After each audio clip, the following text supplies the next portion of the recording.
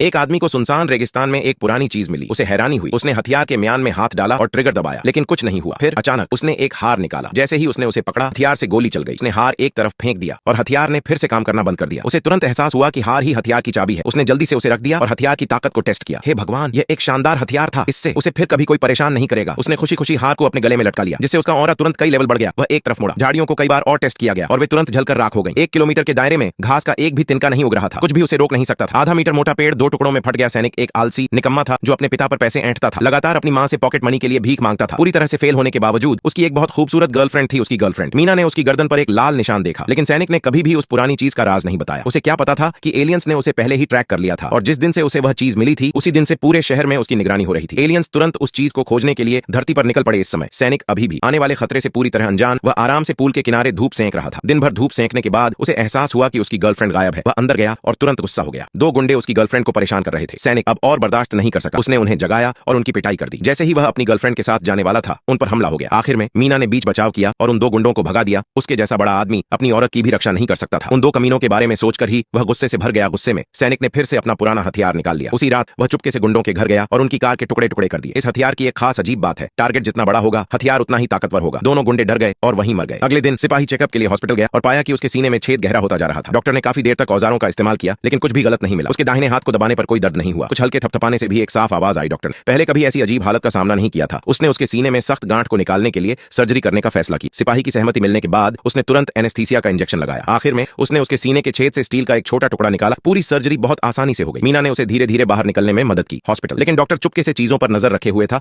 और तुरंत जांच करने वाले जासूसों को बुलाया। उसे क्या पता था, सिपाही पहले से ही एक ताकतवर हथियार के साथ सड़क किनारे उसका इंतजार कर रहा था। एक धमाके के साथ वह और उसकी कार उड़कर चूर चूर हो गए। एलियंस भी यह देखकर हैरान रह जाते। उन्होंने कभी सोचा भी नहीं था कि इंसान इतने बेरहम हो सकते हैं। अगले दिन डिटेक्टिव्स का एक ग्रुप जांच करने के लिए मौके पर पहुंचा। उन्होंने तय किया कि सिर्फ एक बॉम्बर में ही इतनी खतरनाक ताकत हो सकती है। डॉक्टर के पास जो स्टील का टुकड़ा था, उससे मिली जानकारी के आधार पर पुलिस ने उस सैनिक को ढूंढ लिया। उन्होंने उसे कस्टडी में ले लिया और बुरी तरह पीटा, लेकिन सैनिक ने यह मानने से मना कर दिया कि उसने क्या किया है और उसे छिपाने के लिए बहाना बना रहा था। निशान पड़ गए। पुलिस को कोई और सबूत नहीं मिला